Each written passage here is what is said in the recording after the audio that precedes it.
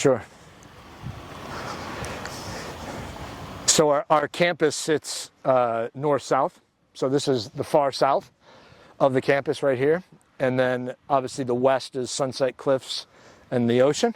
Yeah. On the far south is housing, and then there's classrooms in between that. And then on the far north, when you came in the entrance, to your right is also housing. So this is a dorm right here.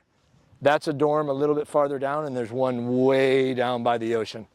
So it's an amazing dorm down there. It's called Young, and it's basically right on the Sunset Cliffs. Class. Hey, Roman, nice to meet you. Likewise. Thanks, Jose. Appreciate you, man. Thank you, boss. Thank you. Yeah, you got to get that, boss man. Yep. This is Jose.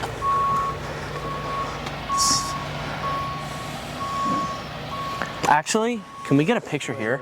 Got it. And then like that's a dorm. There's a dorm down there. You can see the roof of that dorm down there. So 2,900 undergrad on campus. Over 80% live on campus all 4 years. Oh, seriously? Yeah, so it's very residential, partly because your dorm will have an ocean view. So why else are you going to move why off? the hell are you leaving, right? And then part of it is obviously the cost of housing off campus. Got it. You rent a house, it could cost $7,000, $8,000 a month. So it's actually in some ways cheaper to live on campus than it is to move off.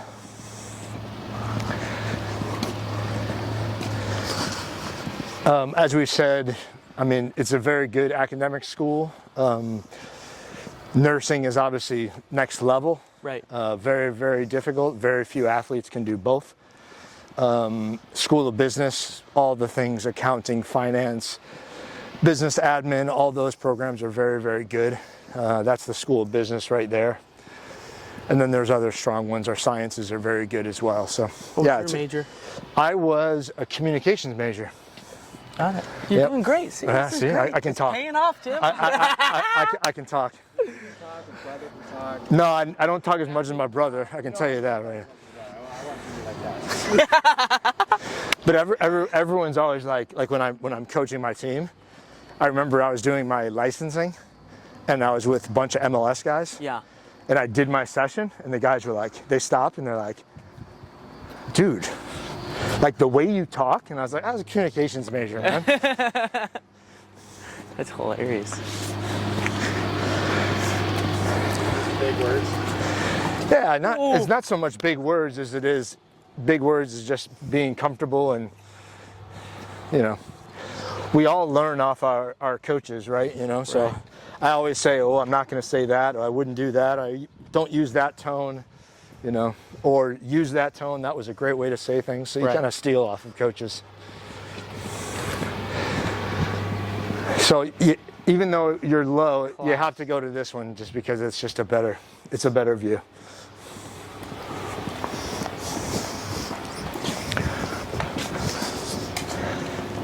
And what's this? Is this office? This is offices, and then like a lecture hall. Your office? No.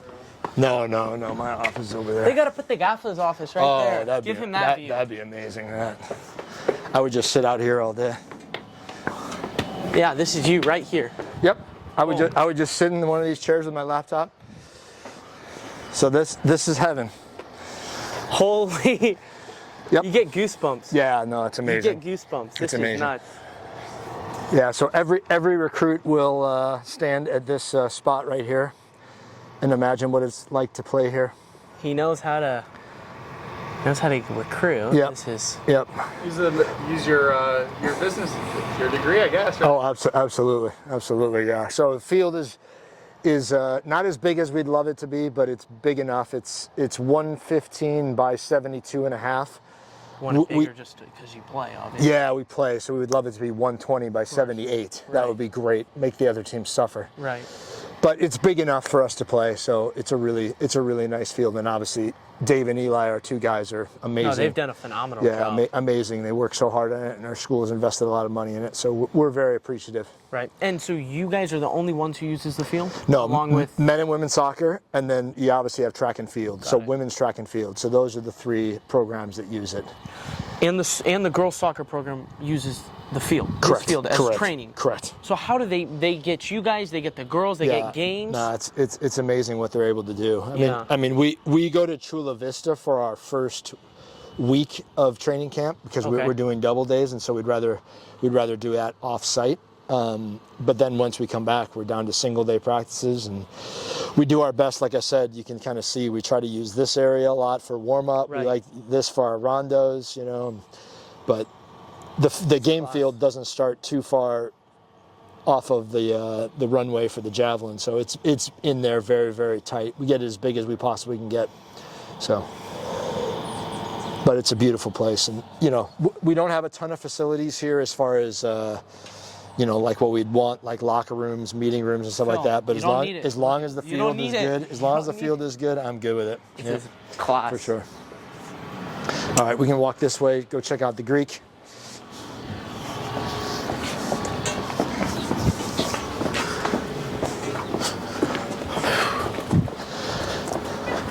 All right, Tim, what's the background on this thing? It's the first Greek amphitheater in the United States.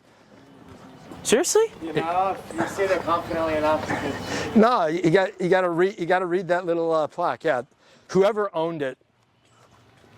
So the guy who owned the property. Whoever owned it in 1900 wanted a Greek amphitheater, so he built it, and it's the first one in the United States.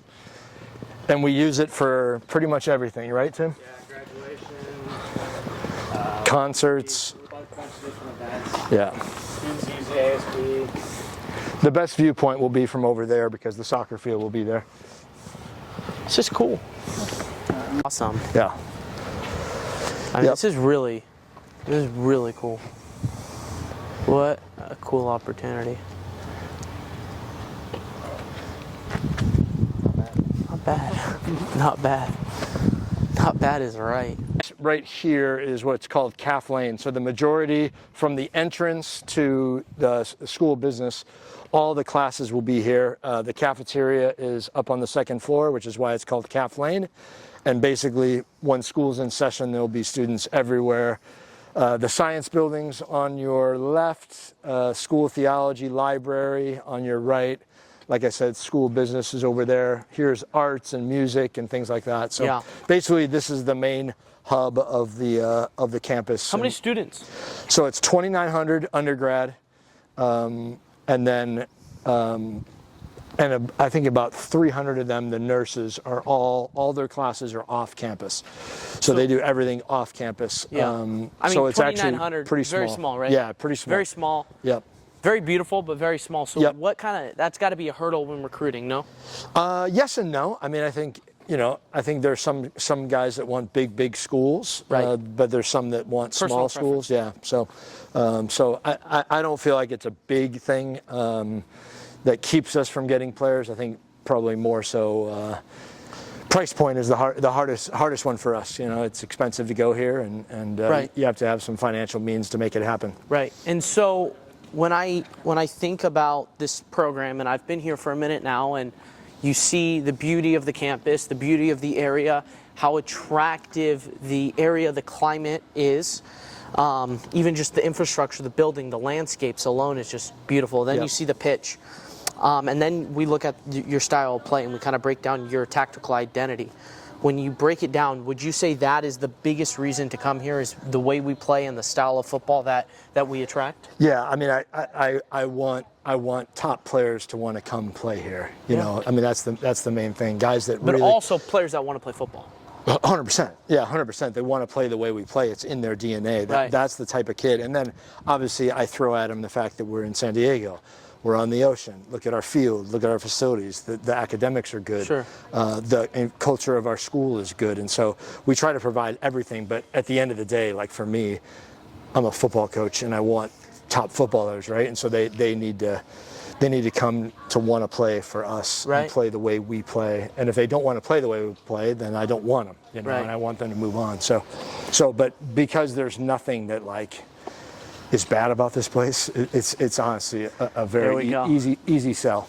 It's an easy sell. When you're like recruiting and you're looking at guys, my question is like, do you know right away that's somebody you want in your program? It's hard. I mean, because we're Division II, because we're not a Division I. I can't just go. But you're in elite Division II. Like, yeah, we're in elite Division II, but it's difficult just to go, hey, pick the best player on the best field, because I'm not going to get that guy, right? So I have to find the guy that I think can play our football, and so you're kind of looking a little bit under the radar. Sure. We still can get good players, but we're trying to get under the radar, and then obviously now, with the transfer portal and with guys moving around like crazy, you know. So yeah, how's that we got to have that conversation. It's a huge effect. I mean, we have, of our new players, we have 15 new guys. I think seven of the 15 are transfers. 7 of the 15. Yeah, most of them are going to be Division I transfers, a couple Division II transfers. But yeah, I mean, we try not to make, because of the way we play our football, I want to coach guys for 4 years. Right. So we're not just trying It's very developmental. Yeah, we can't just bring transfers every year. Because they've got to be able to not only adapt to the culture, but to the style of play. Totally. Got it. Yep, and so it takes time. But I would be naive to say that I'm not going to use transfers because it's so readily available to you. And and a lot of times kids can come in, like a top player, you know, we think there's a couple of young players that are just going to walk straight into our team this year because they already have the DNA of our football, just living in them. Right. You know, and so then you go, okay, well then you get to play straight away. You know? Is there certain maybe MLS Next academies, certain ECNL academies, certain teams that you almost target because you know their style of football, and you know maybe certain coaches will kind of implement a style of football that you know is going to transition very easily into Point Loma men's soccer? I mean, locally, probably the club that we want to work with the most is San Diego Surf. Right. But to be honest with you, not really, because at the end of the day, very few teams or clubs or programs are playing in our context. And so most of the guys that come to us have never been in our context. And so we've got to develop them inside of our context. But there are teams that show and programs that show a little bit of inkling towards how we do it, you know, and so, but you know, we like to recruit locally. We like to get kids from Southern California because obviously it's the best football in the country. Of course. So I'm going to ask you kind of a fun question. When you think about certain professional players, guys in the Prem La Liga, guys that we watched at the World Cup, who are certain players that you know you would want to have here? Obviously, it's a fantasy, it's fictional, but what are kind of certain players that you're like, you know, that kind of mid, I would dream of having that kind of mid on my team. I would dream of having that kind of 9 on my team. I dream of having that kind of left back on my team. Yeah. Name some players, spitball them. Oh man, if I had to start with a single position, I would start with my 6. Who's my 6? It would be Busquets or Rodri. Those are the 2 that I would be like, I have to have. Najwa That'll be my start. No. You gotta give love to João Neves. He runs too much. So I need a 6 that stays home. Interiors, oh my gosh, there's a bazillion interiors right now that could play in our, I mean, historically, the Iniesta, Xavi's unreal, David Silva, unreal. Bernardo Silva, unreal. Bernardo's my favorite. Just incredible. I mean, Vitinha is an incredible 6 as well right now. I mean, so I would start with those positions. But because in our game model, we ask a ton of every single position. So, like, I mean, it's easy. Hakimi is my right back for sure. You know, like I pick him up. Mendez is my left back. Those are the 2 outside. You know, so like. Yeah. But because in our game model, every player, there's so much asked of every player, and every player is almost like has equal responsibility to allow us to play the football that we play. So that's a very, very hard question. I think it's not as straightforward as like I want Leo Messi playing the 7 or get creative. Don't give the general. Lamal playing on the wide right, you know. So, but yeah, I mean, there's so many. How about who's your 10? In current football right now? Current football. There's gotta football. Be one name only. Oh man, one. There's name. one name, Tim. There's one name. I don't know who it would be right now. Bruno Miguel Borges Fernandes. Oh, I mean, he's the best. He's the best 10 in the world. Yeah. No, you know who impressed me? I think most underrated player in the World Cup was Dani Olmo. I don't think he gets the love. Yeah, no. That guy doesn't get. I mean, you think about the Spain team. He works hard. And it's obvious got Ballon d'Or winner Rodri. It's got Lamine Yamal, Pedri. You think of all these superstars, even Mikel Oyarzábal's scoring. And for me, I thought I was so impressed with Danny Olmo this tournament. Yeah, Danny Olmo worked his socks off. If I had to pick an interior right now, is the one you just mentioned, is Pedri. I think he's the closest to like a true profile of an interior. You know, so class. He's very, very good. But how about from a 9? What do you like in a 9? Oh, I mean, because I feel like 9s. I like different types of 9s. Of course, you want goal scoring. So 9s. like Steven Lenhart was a in between the post 9 for me at Azusa. He just stayed in between the posts. Of course. I like 9s that can play false. I like 9s that can pull themselves wide. I mean, each one, like Haaland, how can you argue with Haaland right now? He's the best 9 in the world. But then you look at like how. Even how Ferran Torres played it, or unbelievable. I mean, it's like right. he manipulated the 9 position completely different, you know. Right. So there's lots of different ways to do the 9. But if I had to choose, I would say, can I have Erling Haaland or Lewandowski, please, or go Harry? To Chicago, go back home. Now you got Lewandowski. Yeah, exactly. Harry Kane, I think it's hard to argue right now because right. he can kind of do a lot of different things. So. Kane, like with Tottenham, one of my favorite things was him. He would drop so deep. Yeah. Sometimes he'd have more assists than like the 8 or the 10 because he would drop so deep and he was sending balls to Son and stuff. Although I did hear an interview the other day with Paul Scholes, and he's like, I would have no interest in playing with Harry Kane's. Really? Yeah, because he'd be like, what are you doing here? Get out of here. I'm the one that does this. I said, fair enough. Fair enough. You only do that when your central midfielders can't spray a ball, but Paul Scholes could spray a ball. Right. So yeah. And he was just a hulk of a dude. I forget. Russian? He was huge. When they hosted It started with the D. Yes, it started with the D. He started with. I don't even remember that World Cup, honestly. Dragoyev was the midfielder. Okay. Dragoyev? Yeah. Good. Yeah. Wait, no, the mid. Oh my gosh, he played for Monaco. He's pretty good. He's actually pretty good. He would probably be the best Russian player that I can think of. But favorite German player? Mesut Ozil. I liked him. That's an interesting show. I liked him. When he was at the top of his game, he was very, very good. But growing up, what position you played? I was always a central midfield player, but in this game model, I should have been a right back. Okay, fair. So you, growing up, who's your favorite mid? Who was my favorite mid? Yeah, like when you were in college, this is like Lothar Matthäus. Oh my gosh. Artem Zhuba. Artem Zhuba. That's awesome. You know my favorite MLS player to watch? Who's that? He's been hurt now, but Ricky. Who? Ricky Puig. Oh yeah, I loved watching. Yeah, he's been very good in the league. Have you seen Evander play? Cincinnati, Evander. Oh, he's class. Woo. He scored a banger last week. He's good. Banger. Yeah, that's the only Tim. Evander I know. Thank you, Tim. Yeah. No, But he is a proper footballer.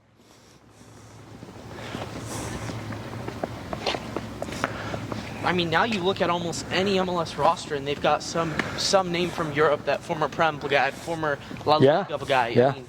I mean, I'm hoping the rumor I saw this morning is true. Is Kevin De Bruyne to SDFC? Come on. You made that up. No, I'm serious. You made that up. It was on the wire. Miami can't have every player. MLS is changing all the rules for Miami to have every player.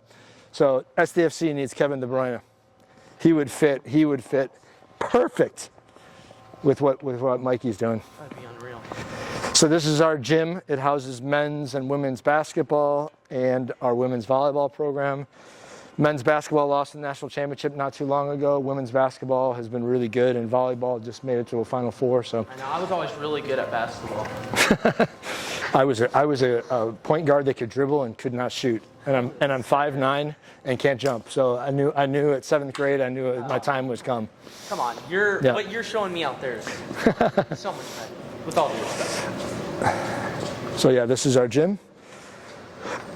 Basketball gets quite crowded. Women's volleyball in a big game gets quite crowded. It's a good little spot. So. Mr. Phil, what's your relationship like with the San Diego FC?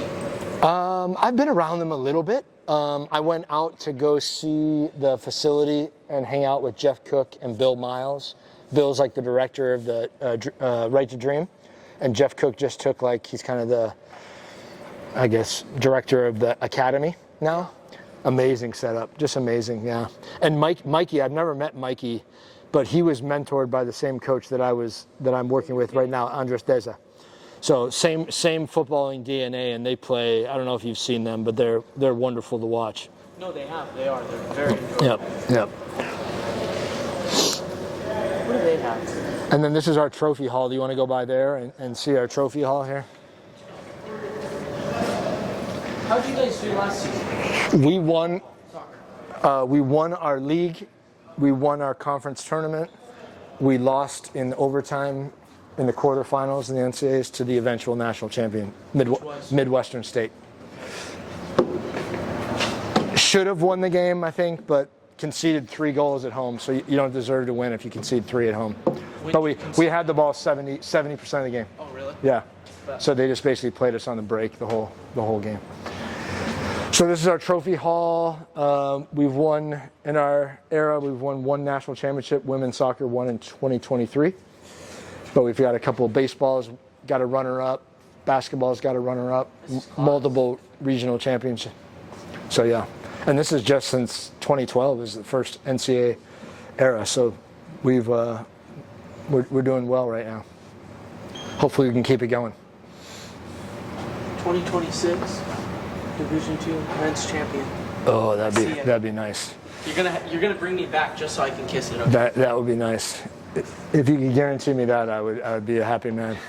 So it'll be a little bit tough. I lost a couple kids to graduation that are pretty special players. So just where are they now? Playing or? One of them should be playing. His name's Gael Ruiz. He had multiple pro teams after him, but and he called it. Yeah, he called it. He wants to be a nurse. He wants to pursue nursing. So seriously? But what a player! What a player! Who was knocking? Just some USL teams. Yeah, some USL big. teams. Yeah. Very exciting. Yeah. He had one game where he made over 100 passes in a single game. That's insane. That's insane. And I think he gave away 2. So 98% completion rate. So he's an unreal footballer. And he was a 6?